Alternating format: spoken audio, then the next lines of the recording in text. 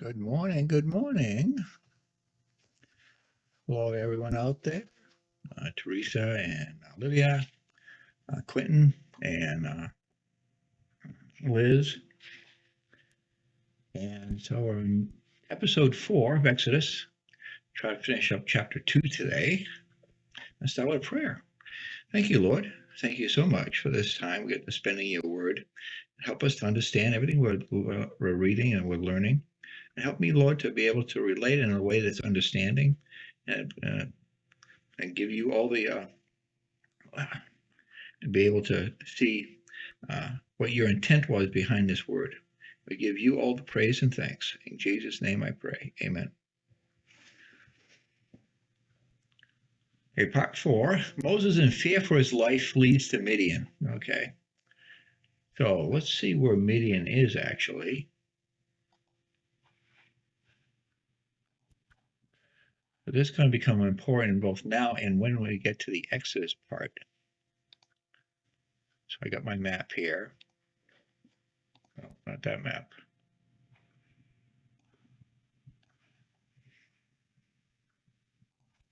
This one.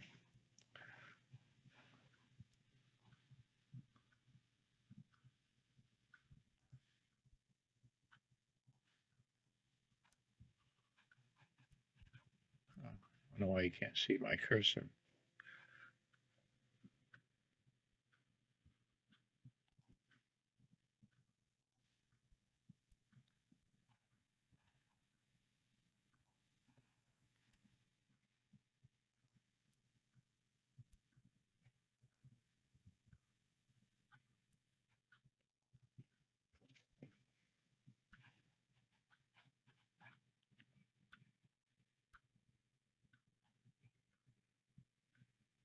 Okay, anyways.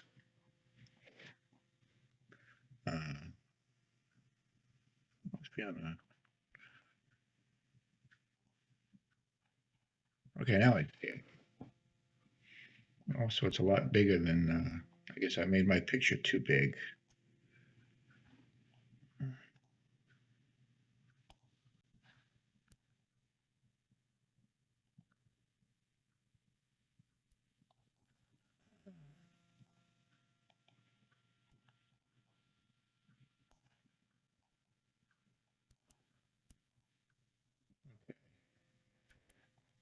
Well, there's some verses in here. I don't know how the settings changed from yesterday, but either way.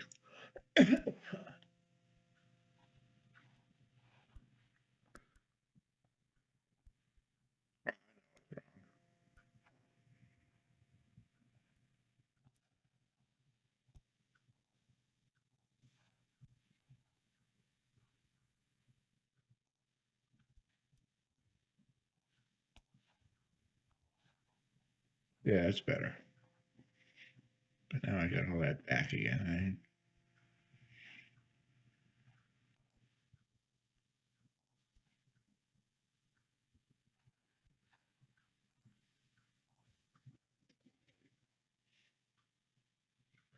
Anyways, I have to deal with it, I guess. I'm trying to eliminate this top part, but I guess I can't get rid of it. Thought I had it fixed. So let's get into this. Slow start there.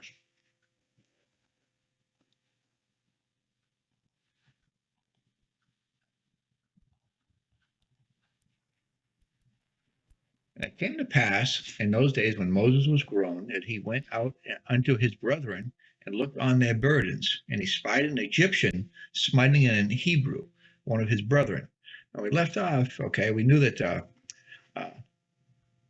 in verse 10, he had discovered that he was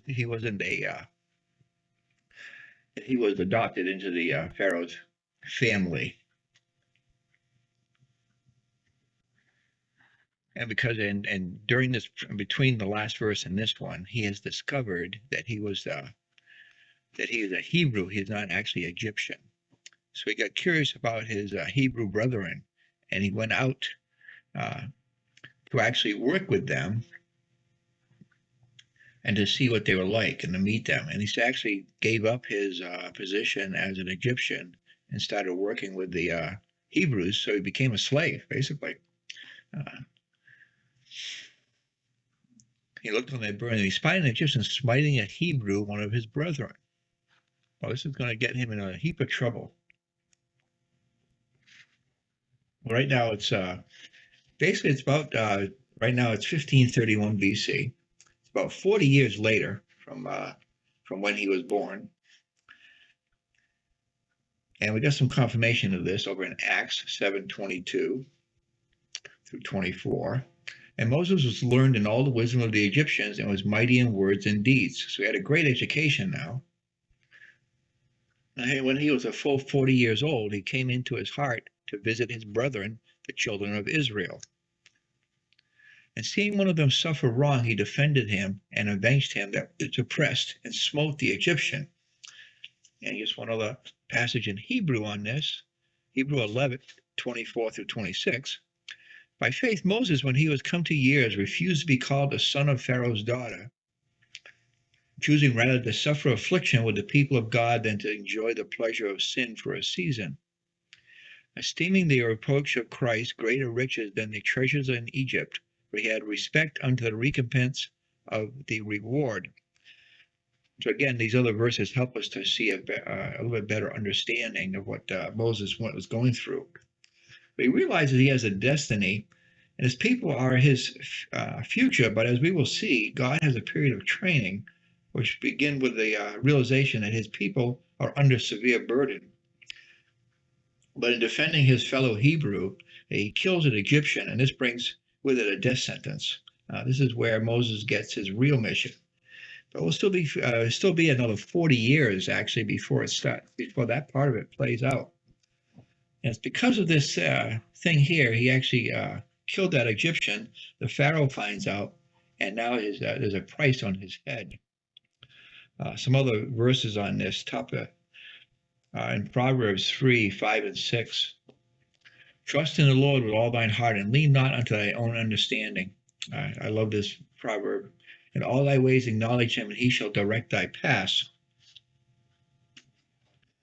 So now it's time to be patient, and he's seen the affliction, but because of this, because of what he did, he murdered that Egyptian. He's not going to be able to do it right now, and so he's going to. He doesn't even know what his mission is yet, because God hasn't spoken to him yet. So God hasn't given him his ultimate goal. Also in 2 Peter 3:8 and 9. But beloved, be not ignorant of this one thing, that one day is with the Lord as 1,000 years, and 1,000 years is one day.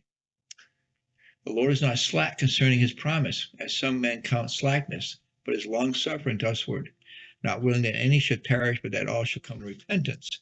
I stuck this verse in here because I was kind of pointing out the fact that even though it seems like he wants to get his brethren out of bondage right now, it's not going to happen right now, and he's going to have to escape from the punishment that he's going to get, because right now he's not in God's will. God has not given him his mission yet. He's not even sure what's going on. He just knows that he's a Hebrew. He doesn't like what he sees, and he kills an Egyptian. So back to Exodus, verse 12. And he looked this way and that way, and when he saw that there was no man, he slew the Egyptian and hid him in the sand. Going back to Acts again. Now, we'll see a few more verses here that confirm this. Acts 7:24 through 26. And seeing one of them suffered wrong, he defended him and avenged him that was oppressed and smote the Egyptian. But he supposed that his brethren would have understood how that God by his hand would deliver them, but they understood not. And the next day he showed himself unto them as they strove, and would have set them at one again, saying, Sirs, you are brethren, why do you wrong one another? So he's realized basically what these verses are saying is that remember that here in Acts, this is Stephen reviewing this particular story, and of course they already know all about it, so he already knows the outcome.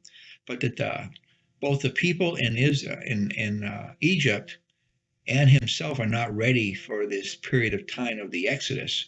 So that's why I kind of threw those patience verses in there. Also, he slew an Egyptian.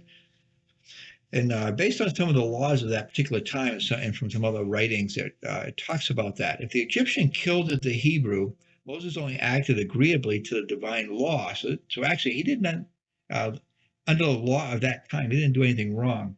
In Genesis 9:6, if you remember, whosoever sheddeth man's blood, by man shall his blood be shed, for in the image of God made he man. So in this slaying, the Egyptian, nor did he violate the law of Egypt, for according to Dodorus Secluvius, he was a historian from that time period, he who saw a man killed or violently assaulted on the highway and did not rescue him, if he could, was punished with death. So Moses, therefore, in this transaction acted as a brave and good man, especially as at this time there was little probability of obtaining justice on an Egyptian murderer. Okay, so back to Exodus 2:13. But now that, just like like we kind of talked about before, we may be in the right under God and what we did, but sometimes we still have to put up with the fact that and be punished as the law states. Remember we talked about Peter, even when he was doing what was right under God's direction, they still got a whipping, and they called it all good because they were doing it for the Lord. Kind of the same thing here. So he's going to get punished for it by the fact he's going to have to be, he's going to have to take off, or he's going to be killed for it. Okay, Exodus 2:13 and 14. And when he went out the second day, behold, 2 men of the Hebrews strove together, and he said unto them that did the wrong, wherefore smitest thou thy brother, thy fellow? And he said, who made thee a prince and judge over us? Intended thou to kill me as thou killest the Egyptian? And Moses feared and said, surely this thing is known. So because these other 2 guys who are both Hebrews, and they're also, sound like they were even going to turn him in for this kind of points to the fact that it wasn't the right time yet. And so at this point in time, he realized Moses' fears, and surely they know about this thing, so he's going to take off.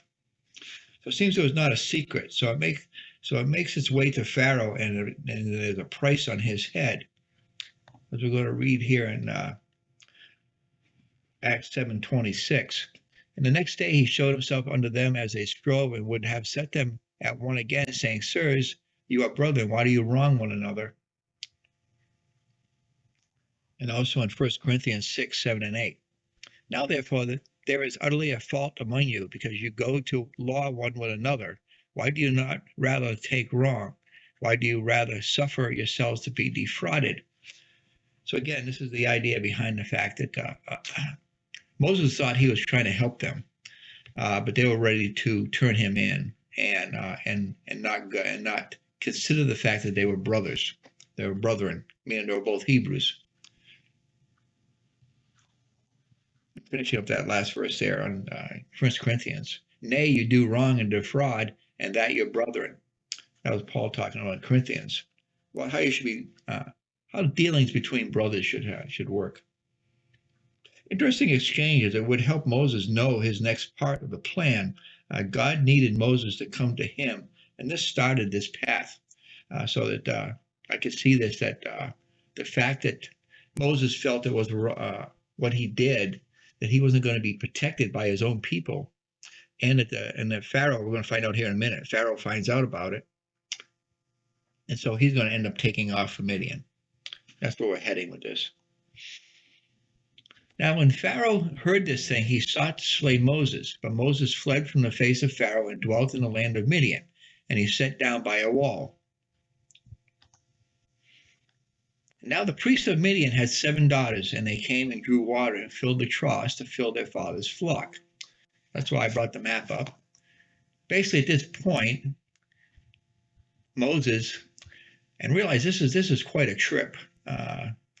This is at least, well, they figure that during the Exodus, it took somewhat over about 2 months to get all the way over to Midian. Midian is over here. This is where Midian is. And of course, by himself, in the initial time, he doesn't cross the Red Sea. When we do this for real with the whole nation of Israel, they're going to cross the Red Sea. So most likely, he came across this area here. There was a path up here that most traders went. So he most likely crossed over through this area, came across, and at some point came down, because he needed to avoid anywhere that Egyptians would be, and this was a major trade route. So he probably started to go down at some point. We don't really know. He doesn't talk about it. But at some point he got all the way to Midian. So nowhere in Egypt to hide now, but as we will see, after 40 years of Midian, the time is right, and a new Pharaoh is in charge. But talking about fleeing, let's jump over to Exodus 4:19. And the Lord said unto Moses in Midian, Go return into Egypt, for all the men are dead which sought thy life. So it took about 40 years before all the people that knew about this murder were long past. And so now it's safe to go back, and God had a job for him to do. Plus, he learned a lot, I'm sure, in that 40 years in Midian. We're going to see a few things here where he actually got married, had a couple of kids, and he became a shepherd. And so he probably learned a lot about he went from a really protected lifestyle of being an Egyptian leader in Pharaoh's court to someone to the lowest end of the threshold to be a servant. We kind of see that symbology again between kind of in reverse order, because Jesus is he went from a high place there in heaven and put on a human skin and came to earth for a period of time to save us. And kind of can almost see the same pattern here. Moses started out in a well, like the high threshold of life, and now he's been brought down all the way to the lowest level of being a servant. Going to help him a lot, I'm sure, when it comes to management, when he gets to the point of needing to bring the people out of Egypt. Okay, a couple other verses on this. Proverbs 22:3. A prudent man foreseeth the evil and hideth himself, but the simple pass on and are punished.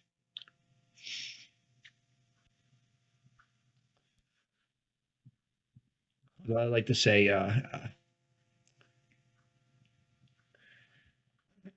sometimes a prudent thing to do is to flee. And as they say, choose your battles carefully and live to fight another day. That was something I remember from I think it was from a Western or something, that just in life in general, sometimes it's just not worth the fight. So save that whatever that battle for another day. Let things cool off, that kind of a thing. And Matthew 10:23. But when thou persecute you in the city, flee ye to another. For I verily I say unto you, you shall not have gone over the cities of Israel till the Son of Man be come. That was back when Jesus sent out the men to evangelize. And he basically said, if they turn you away, just leave. Don't push the issue. Also Acts 7:29. Then fled Moses at this saying, I was a stranger in the land of Midian, where he begat two sons. And also in Hebrews 11:27. By faith he forsook Egypt, not fearing the wrath of the king, for he endured, as seeing him who is invisible. So, and this is the other thing, is that at this point, realize being raised in Egypt, he didn't know anything about God or anything about it, about the Bible or anything of that time frame. Well, of course, he's the one who wrote the Bible. There was no Bible at that point. There was just knowledge passed down orally about things like Abraham, Isaac, and Jacob. And talking about Midian, a few verses on that. In Genesis 25:1-2, where did Midian come from? Midian is actually one of the descendants of Abraham's second wife, Keturah. So you might remember these verses if you were in my Genesis study. Remember this in the land settled by the descendants of Abraham's second wife, after Sarah died, of Keturah. And also these were the merchants who sold Joseph to Potiphar of Egypt. Interesting how we have come full circle. So let's look at these verses. Genesis 25, 1 and 2. Then again, Abraham took a wife, and her name was Keturah. And she bare him Zimram and Joksan and Midian. And Midian, that's where Midian came from, and Ishabak and Shulah. Then jump into Genesis 37, 28. Then there passed by Midianites, merchantmen, and drew and lifted up Joseph out of the pit and sold Joseph to the Ishmaelites for 20 pieces of silver. And they brought Joseph into Egypt. So if you actually watch the Ten Commandments, they're going to mention Ishmael and the Ishmaelites, even though most people believe that there's a good chance because of the fact that they called I'll think of his name here in a second. He has two different names, Ragul and also, I can't believe I didn't put it in my notes somewhere. Oh, we'll get to Jethro. That he was the priest of Midian. So some believe that he might have been educated in the belief of the one true God. Not exactly sure, but if you ever watch the movie, they actually talk about this a little bit, and they comment about that they're descendants of the Ishmaelites, which brings up an interesting thing when we get to the end of this. You're going to see where in the future that the brother and sister of Moses are going to complain about Moses and who he marries.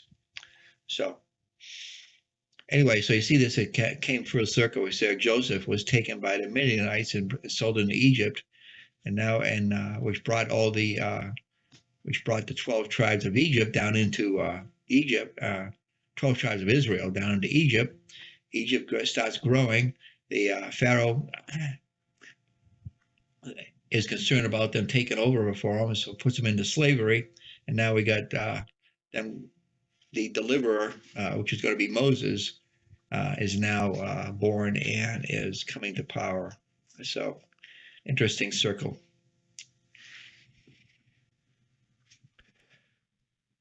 I can't help but think again about how many of the patriarchs of the faith found their wives at a well.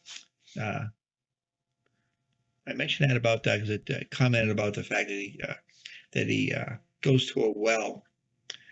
And let me go back to that verse for a second. In Exodus 2:16. Now the priest of Midian has 7 daughters, and they came and drew water and filled their troughs to the water of their father's flock. So they're at a well. And as a refresher, let's look at some of the other patriarchs. It seems that always things always happened at wells. First one is Genesis 24:11.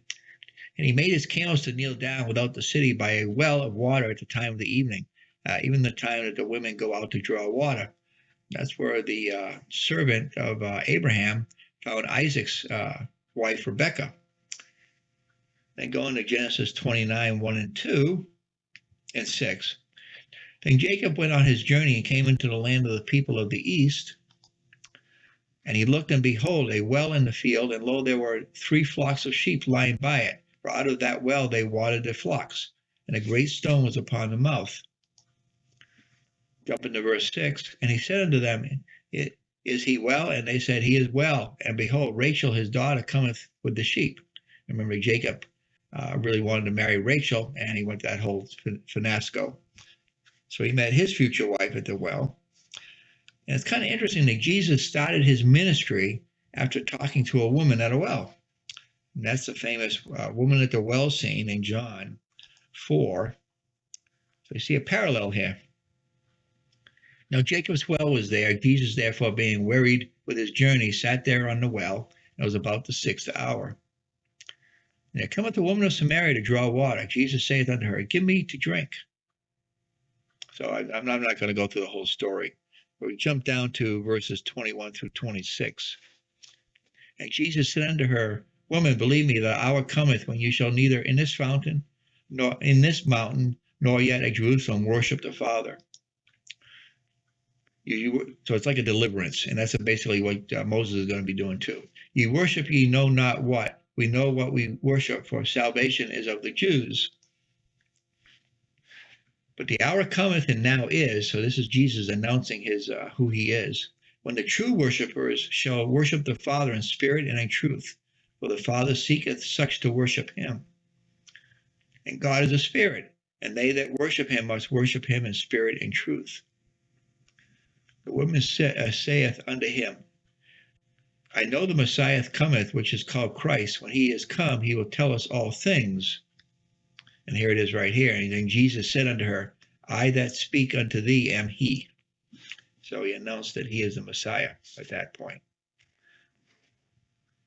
Interesting how all the wells tie together. Okay, so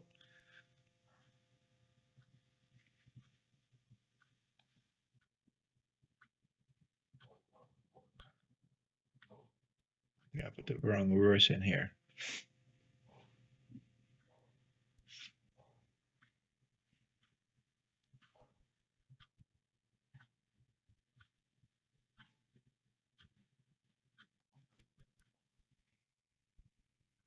So anyway, back to Exodus 2:17. Is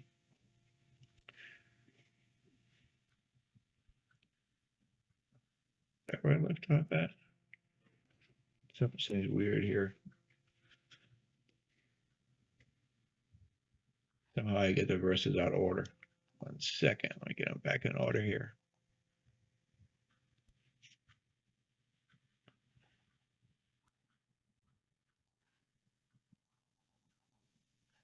Okay. And the shepherds came and drove them away, but Moses stood up and helped them and watered their flock. So basically, I guess these seven daughters were there trying to water their flock, and some other guys came with their sheep and tried to drive them away, but Moses stood up and defended them. And when they came to Reuel, their father, he said, How is it thou ye have come so soon today? So I guess they arrived home early with the flock, and Dad noticed it. Well, you're going to notice here that too, there's going to be a name change here shortly. Reuel is also known as Jethro. I'm not sure because it doesn't really explain. Reuel does mean friend of God, and that's where some people kind of like get the idea that he was even the descendants from Abraham's second wife, the Midianites, were followers of. I'm trying to think of who they followed. Did they? Well, anyways, don't really need it for this lesson. But here we see a name that seems to change as we work our way through the priest of Midian, Moses' father-in-law, Reuel, which means friend of God. But through the rest of Exodus, it changes to Jethro. Let me just show you that in Exodus 3:1. Now Moses kept the flock of Jethro, his father-in-law, the priest of Midian, and he led the flock to the backside of the desert and came to the mountain of God, even to Horeb. Also in Exodus 4:18, and Moses went and returned to Jethro, his father-in-law, and said unto him, Let me go, I pray thee, and return unto my brethren which are in Egypt, and see whether ye be yet alive. And Jethro said to Moses, Go in peace. So I just wanted to show you a few where it talks about Jethro rather than Reuel. We know that we know for sure that we're talking about the same person because it's Moses' father-in-law, and Reuel is going to offer his daughters to wife and just a couple more here. Exodus 18:1, when Jethro, the priest of Midian, Moses' father-in-law, there it is again, and jumping over the Numbers 10:29. And Moses said unto Hobab, the son of Raguel, the Midianite, Moses' father-in-law. So here we get the tie-in. We are journeying unto the place of which the Lord said, I will give it. So I just wanted to kind of show, I wasn't trying to point to anything else but the name change. And the fact that This one here kind of shows that the name is the same, whether they use Jethro or Raul. No apparent reason. I couldn't find any commentaries as to why, but probably just a difference in languages, maybe. One being in Arabic, another one being in Hebrew. That's typically what it is. Either way, it's definitely the same person, as the scriptures are very specific that he is Moses' father-in-law. I'll also note that when the mission of God is really important, he has them named very specifically, and no other person in the Bible gets that name. I find that fascinating. Like, for instance, people like Moses. There's only one Moses in the whole Bible. Or like Daniel, David, and even Jesus himself, Joshua. So those names are not repeated except maybe once in the Bible. So it's very specific to make it easier to identify them all through the Bible. Okay, back to Exodus 19, chapter 2, verse 19. And they said, okay, so we're back to the daughters are talking to their father. And they said, an Egyptian delivered us out of the hand of the shepherds, and also drew water enough for us and watered the flock. Well, at this point, Moses still looks like he's Egyptian. He's probably got that kind of clothing on because he just escaped out of Egypt. And so and he said unto his daughters, and where is he? Why is it that he have left the man? Call him that he may eat bread. There's a father with 7 daughters. I'm sure that a new man in town, it sounds like a really nice guy. He wants to meet this guy. And Moses was content to dwell with the man, and he gave Moses Zipporah, his daughter. So that's where the wife part comes in. Her name is Zipporah. She kind of shows up a couple of times in the story of during the period of time we're talking about here, as it she has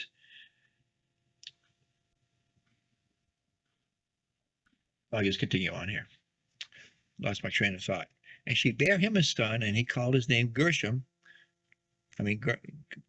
For he said, I have been a stranger in a strange land. Kind of going back to that same thing, that there was still sojourning here, talking about that 430 years.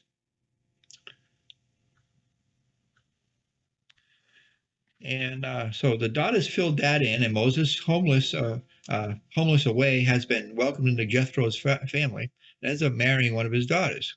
This marriage, though, seems to have issues, where Moses, being the writer, left out a lot of detail of his personal life. Remember, Moses actually wrote this book. But Zipporah, it's spelled a couple of different ways, daughter of Reuel or Jethro, the priest of Midian, wife of Moses and mother of his 2 sons, Gershom, and he's going to have one more son, Eleazar. A couple of verses to show this information. Exodus 4:25. And this is when they instituted circumcision, and she makes a funny statement and kind of walks off, storms off. Then Zipporah took a sharp stone and cut off the foreskin of her son and cast it at his feet and said, surely a bloody husband art thou to me. A little internal stress there. Also in Exodus 18:2, then Jethro, Moses' father-in-law, took Zipporah, Moses' wife, and he had sent her back. So at some point, Zipporah had gone with him into Egypt, and Moses had sent her back. I don't know if it was because of strife or she was just trying to protect them from the whole Exodus thing. And jumping down to verse 6, and he said unto Moses, I, thy father-in-law Jethro, am come unto thee, and thy wife and her 2 sons with her. So Jethro brings her back when we get to this chapter.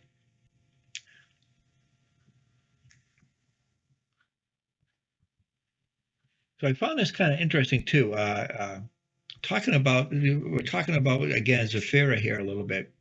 It's something that happens, and I just want to bring it in here. It's in Numbers, in 12, verse. You know what? We're getting. How much more I got? We're already at 34 minutes.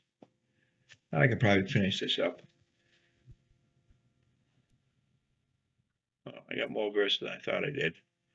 Maybe we'll stop here, and we'll talk more. We'll kind of get the idea behind Zipporah, because I got a really interesting passage here of something that happens between Moses and his two siblings. You know what? I'll just skip over that part and finish this chapter. We could bring that up again another time. So just finishing up this here.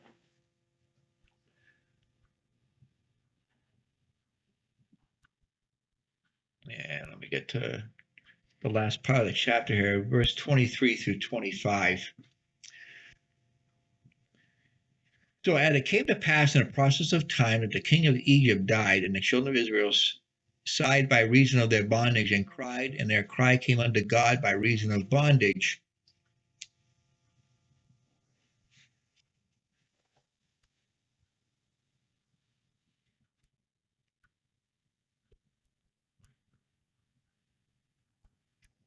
And God hearing their groaning, and God remembering his covenant with Abraham, with Isaac, and with Jacob, and God looked upon the children of Israel, and God had respect unto them. So I got a quote here. I just got a few verses to talk about this. So this is 40 years later. It's about 1500 BC. Just a few verses on this. In Acts 7:30. And when 40 years were expired, there appeared to him in the wilderness of Mount Sinai an angel of the Lord in a flame of fire in the bushes. I'm sure we all remember that story. We'll get to that in the next chapter. And the Egyptians evil and trailed us and afflicted us and laid upon us hard bondage. That's Deuteronomy 26:6 and 7. When we cried unto the Lord God of our fathers, the Lord heard our voice and looked on our affliction and our labor and our oppression. Also in Nehemiah 9:9. And just see the affliction of our fathers in Egypt and the hardest they cry by the Red Sea. Psalm 18:6. In my distress I called upon the Lord and cried unto my God. He heard my voice out of his temple, and my cry came before him, even into his ears. So here we see that God has seen the affliction, and he's going to do something about it. Kind of a parallel to our own our Lord Jesus Christ, mentioned in Isaiah 19:20.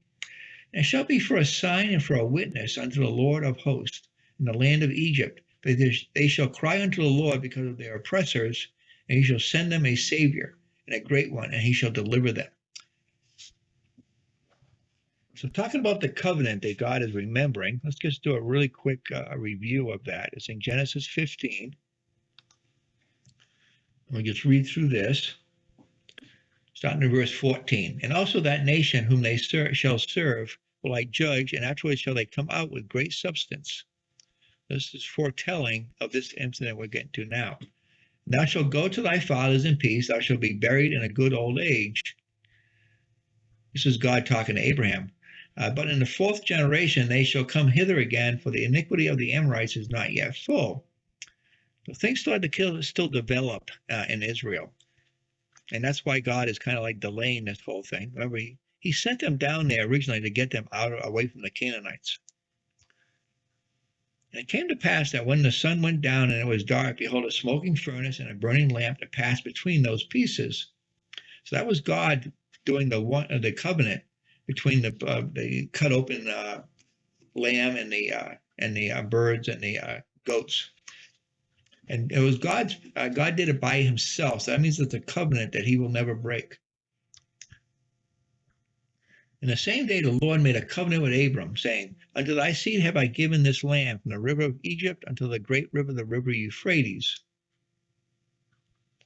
So jumping down to chapter 17, verse 17. Then Abram fell upon his face and laughed, and said in his heart, Shall a child be born unto him that is 100 years old? And shall Sarah that is 99 years old bear? This is when Abraham was getting discouraged because this promise that God made hadn't come to haven't fulfilled yet, but here he's getting ready to have a child in his old age, and that was Isaac. And then jumping to Genesis 18:18, seeing that Abraham shall surely become a great and mighty nation, and all the nations of the earth shall be blessed in him. So this covenant is still in effect, and God is remembering that covenant at this point. And just two more verses here in Luke 1:72 and 73. another reminder of this covenant, to perform the mercy promised to our fathers and to remember his holy covenant, the oath which he swore to our father Abraham. And this covenant still is not fulfilled to this day. So we're still waiting for that. It's going to actually be happening in the Millennium Kingdom. It's good. It's good to see that God keeps his promises, even though we got to be patient with time. And that's why I was kind of hinting at with 1,000 years is a day and a day is 1,000 years. It's an indication that God's time is not our time. And we just have to be waiting on the Lord because his time is always perfect. And so I'll end there for now. And let's pray. Thank you, Lord. Thank you so much for this this explanation on how we have to just be patient and that you have your plan and you have it all planned out and it's perfect. And we know that, and we need to trust that you know exactly the perfect time for everything, and to just be watching and waiting for your next command to let us know how we should proceed in our lives and help us to know when that is, and to be ever so studying and watching for that day that when you need us to do something to further your kingdom. We give you praise and thanks. In Jesus' precious name I pray. Amen. Okay, so I hope that was a good lesson. That other part I'll get to later because we'll be crossing that path when we get into the other parts of Exodus. I just found it fascinating. If you want to read it, it was actually in Numbers chapter 12, verses 1 through 15. There was an incident that happened between his brother and sister that kind of indicates that how God feels about discrimination, and it kind of shows in the fact that God punished Miriam, his sister, for discriminating against his wife, and because she was an Ethiopian, and so most likely she was of a very dark skin, and that was probably what Miriam was commenting about. But there's another avenue to realize too, and that is that Moses didn't marry a Hebrew woman, which was also against the rules. You were supposed to marry within your kind. But it also shows in that passage that God blessed the union between Moses and Zipporah, so that that's what the passage was about. So I'll leave you hanging. So okay, we'll read it another time though. We're going to get to will be another when that incident actually happens later on in Exodus. So have a good day, and we'll talk to you again tomorrow.